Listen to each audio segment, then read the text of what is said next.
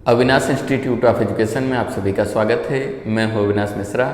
आज के इस वीडियो में हम इतिहास का जो 7वां पाठ है जिसका नाम है खेल और इतिहास, इसके बारे में अच्छे से अध्ययन करेंगे। आपकी जानकारी के लिए मैं बता दूं, ये चैप्टर को कंप्लीट करने के लिए मैंने 2 पार्ट में वीडियो बनाया है। तो पार्ट 1 है, पार्ट 2 का लिंक आपको नीचे डिस्क्रिप्शन में मिल जाएगा, नहीं तो प्लेलिस्ट में जाके आप इतिहास और भूगोल का सभी वीडियो एक साथ देख सकते हैं। तो चलो लेक्चर शुरू करते हैं और समझते हैं। मनोरंजन और शारीरिक व्यायाम की दृष्टि से की जाने वाली कृति को खेल कहते हैं। सबसे पहले हम समझेंगे कि खेल किसे कहा जाता है। मनोरंजन और शारीरिक व्यायाम की दृष्टि से की जाने वाली कृति यानी काम को खेल कहते हैं। तो खेल क्यों खेला जाता है? खेल इसलिए खेला जाता है ताकि थोड़ा बहुत मनोरंजन हो सके और थोड़ा बहुत शारीरिक व्यायाम भी हो सके। तो इसलिए यहाँ पे लिखा गया है मनोरंजन और शारीरिक व्यायाम की दृष्टि से की जाने वाली कृति यानी की जाने वाली कार्यों को खेल कहते हैं। खेल का अर्थ आपको समझ में आ गया रहेगा। अब आगे देखते हैं। मानव जितना प्राचीन है, प्राचीन का मतलब होता है पुराना, मानव जितना पुराना है खेलों का इतिहास भी उतना ही प्राचीन है। यानी कि जितना पुराना मानव है उतना ही पुराना खेल भी है। समझ में आ गया? क्योंकि खेलना मनुष्य का जन्मजात स्वभाव है। जब भी कोई बच्चा पैदा होता है तभी से खेलना शुरू कर देता है। इसलिए यहाँ पे लिखा गया है खेलना मनुष्य का जो है जन्मजात स्वभाव है। यानी कि कोई भी बच्चा जब पैदा होता है अपने स्वभाव से ही वो खेलना शुरू कर देता है। मानव के प्रारंभिक समय में विविध प्रकार के खेल खेले जाते थे। मानव की जब उत्पत्ति हुई पृथ्वी पर, जब मानव को समझ आई, उसके बाद उसी समय से यानी कि प्रारंभिक समय से बहुत प्रकार के खेल खेले जा रहे हैं। जिस प्रकार शिकार करना आजीविका का साधन था, जब पुराने समय की बात करें, प्राचीन समय की बात करें तो मानव क्या करता था? शिकार करता था। शिकार करके अपना क्या करता था? पेट भरता था। समझ में आ गया? तो ये क्या था? मानव के आजीविका का साधन था।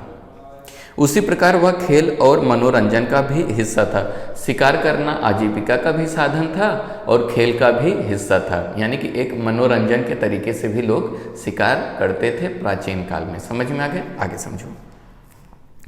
भारत के प्राचीन साहित्य और महाकाव्यों में, अगर हम भारत के प्राचीन साहित्य जैसे कि रामायण हो गया, महाभारत हो गया, सब क्या है? भारत के प्राचीन साहित्य हैं और महाकाव्य हैं। इसमें बहुत प्रकार के खेल खेले जाते थे। कौन कौन से खेल? यहाँ पे लिखा है द्यूत। द्यूत एक प्रकार का खेल होता है। अगर आपने महाभारत देखा रहेगा, महाभारत में वो खेला जाता था, जो शकुनी मामा थे वो खेलते थे। ऐसा पासा होता था, उसको फेंका जाता था, उसी को हम लोग क्या कहते हैं? द्यूत कहते हैं। समझ में आ गया?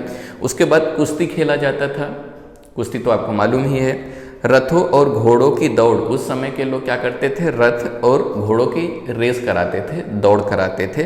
तथा शतरंज, शतरंज यानी कि चेस का उल्लेख मिलता है। अगर हम बात करें भारत के प्राचीन साहित्य में या महाकाव्यों में, द्यूत, कुश्ती, रथों और घोड़ों की दौड़ तथा शतरंज एक खेल उसमें दिखाई देते हैं। यानी कि वो लोग उस जमाने में एक खेल खेलते थे। समझ में आ गए? आगे समझते हैं। अगला हेडिंग है खेलों का महत्व। अब हम समझेंगे कि खेलों का क्या महत्व होता है हमारे जीवन में। हमारे जीवन में खेलों का अत्यंत महत्वपूर्ण स्थान है। जीवन में व्याप्त दुख और चिंताओं को भुला देने की सामर्थ्य खेलों में है। अगर हमारे जीवन में बहुत दुख है, बहुत चिंताएं हैं, अगर आप अपने दुख और चिंता को कम करना चाहते हो तो आप क्या करते हो? खेल खेलते हो।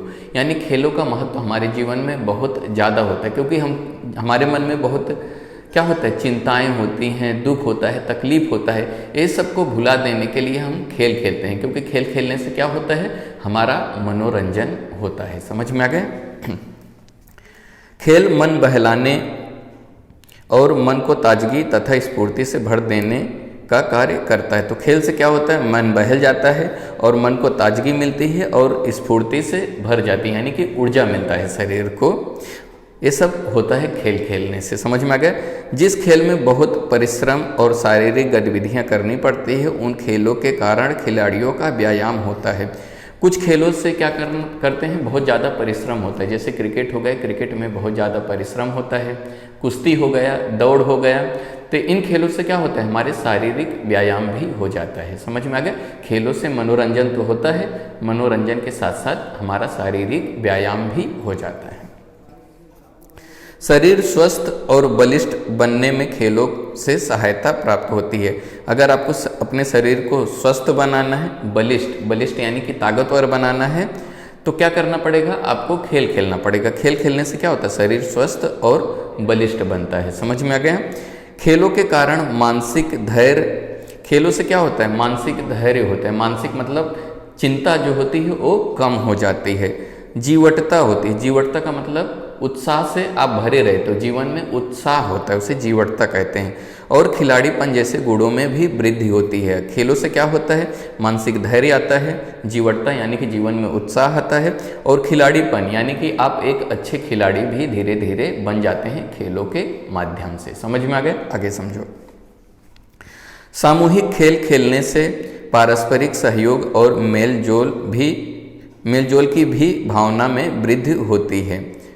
सामूहिक खेल क्या होता है? जब कई लोग मिलकर एक साथ खेल खेलते हैं तो उसे सामूहिक खेल कहा जाता है। सामूहिक खेल से क्या होता है? पारस्परिक सहयोग, एक दूसरे की हम मदद करने की भावना सीखते हैं पारस्परिक खेलों के माध्यम से। और एक दूसरे से क्या होता है? मेलजोल बढ़ जाता है। जब आप यहाँ का जो भारत का खिलाड़ी होता है, जब विदेश में जाके, जैसे कि ऑस्ट्रेलिया में जाके खेल खेलता है, तो क्या होता है? ऑस्ट्रेलिया के जो खिलाड़ी हैं और भारत के खिलाड़ी जो हैं उनमें मेलजोल बढ़ जाता है। तो ऐसे जो सामूहिक खेल होते हैं उसको खेलने से क्या होता है? हमारा जो पारस्परिक संबंध है वो बढ़ जाता है और हमारे मेलजोल में भी वृद्धि होती है। और नेतृत्व गुणों का विकास होता है। खेल खेलने से क्या होता है? नेतृत्व गुणों का विकास होता है, यानी कि आपके अंदर लीडरशिप आती है। समझ में आ गया? अब हम देखेंगे खेलों के प्रकार। तो बच्चों आपके लिए मैं बता दूं, खेलों के दो प्रकार होते हैं। पहला जो है घरेलू खेल और दूसरा जो है मैदानी खेल। घरेलू खेल क्या होता है? जो खेल घर के अंदर खेले जाते हैं, यानी कि घरों में खेले जाते हैं, ऐसे खेलों को हम लोग घरेलू खेल कहते हैं। और जो खेल घर के बाहर खेले जाते हैं या मैदानों में खेले जाते हैं तो उसे मैदानी खेल कहते हैं। तो खेल के दो प्रकार होते हैं। कौन कौन सा?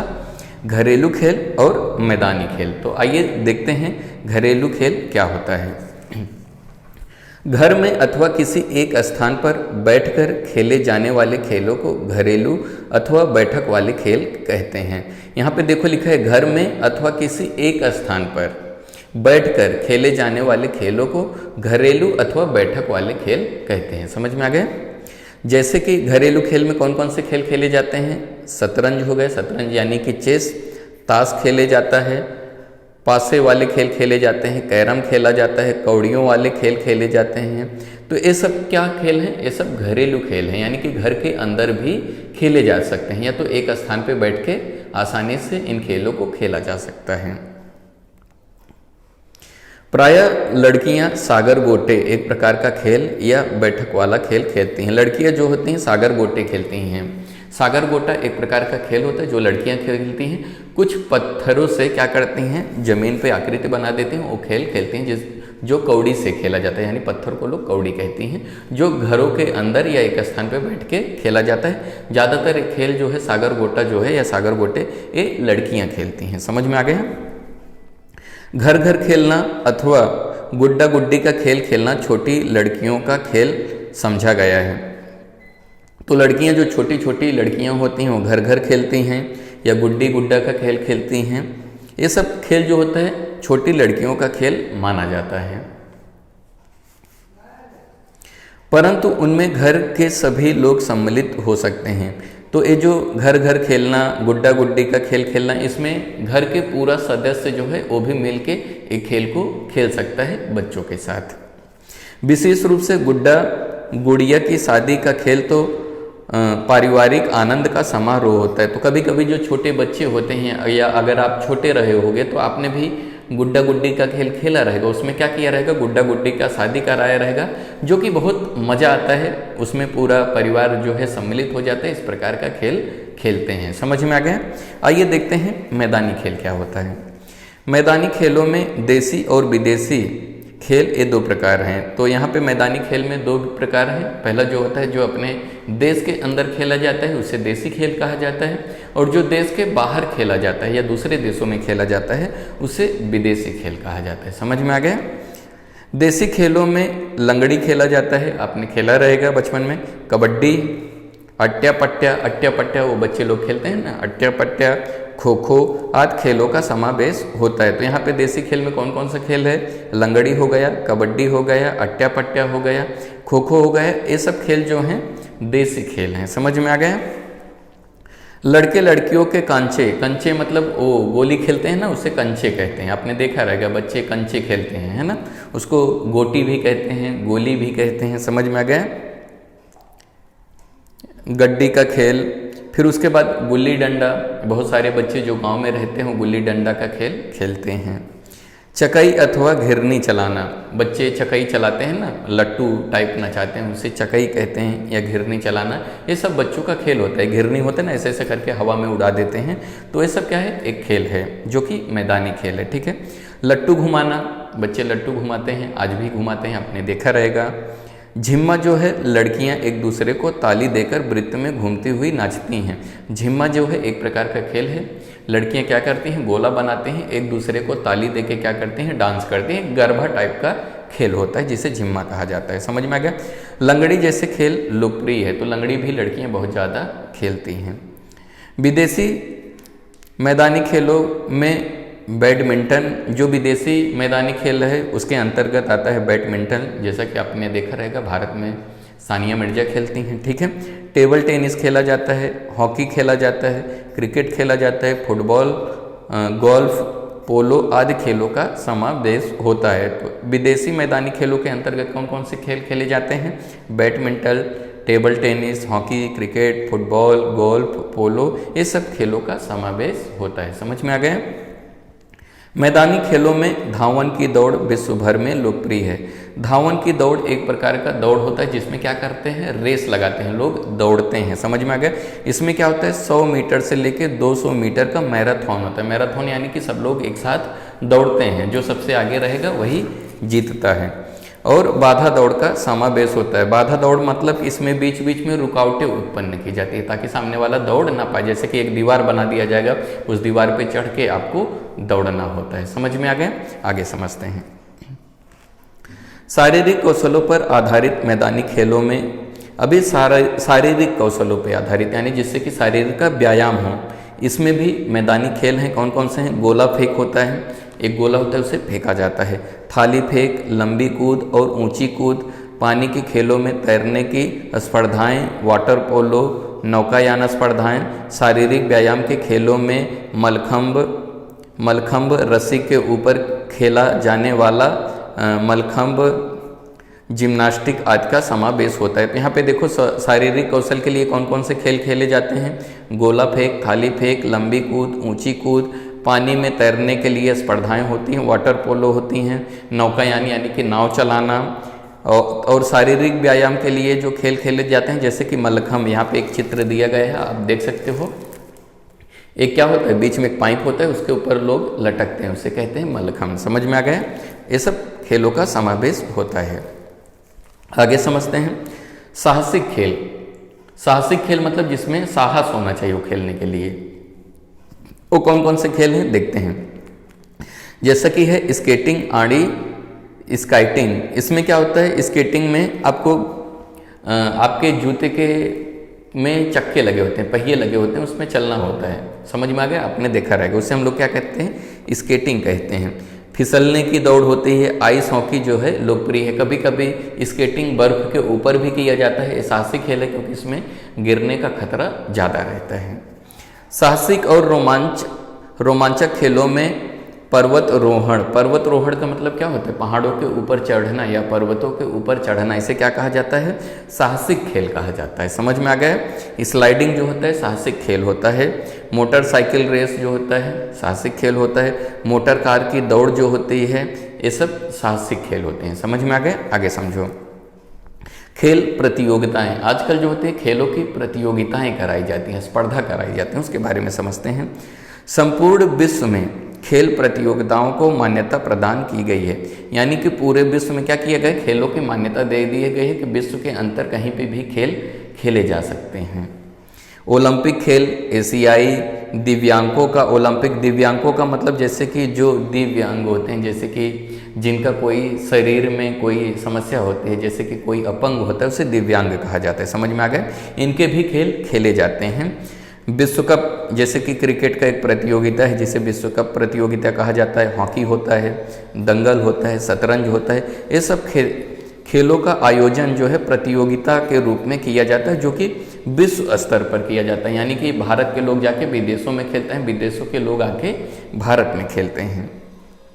हमारे देश में हॉकी और क्रिकेट लोकप्रिय खेल है।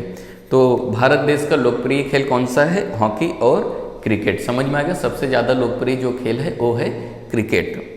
हॉकी भारत का राष्ट्रीय खेल है। हॉकी जो है भारत का राष्ट्रीय खेल है। कभी कभी प्रश्न पूछा जाता है भारत का राष्ट्रीय खेल क्या है, तो आप क्या लिखोगे? हॉकी लिखोगे।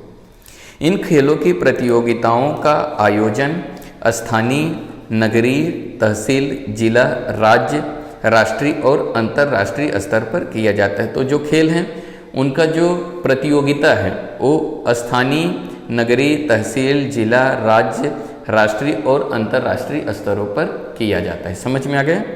राष्ट्रीय अंतर्राष्ट्रीय प्रतियोगिताओं में सर्वश्रेष्ठ प्रदर्शन करने वाले खिलाड़ी उसी क्षेत्र में उत्तम भविष्य यानी करियर बना सकता है। जैसे कि महेंद्र सिंह धोनी देख रहे हो आप, क्रिकेट खेल के उन्होंने उसमें अपना कैरियर बनाया। समझ में आ गया? सानिया मिर्जा ने बैडमिंटन, टेनिस जैसे खेलों को खेल के उसमें अपना कैरियर बनाया।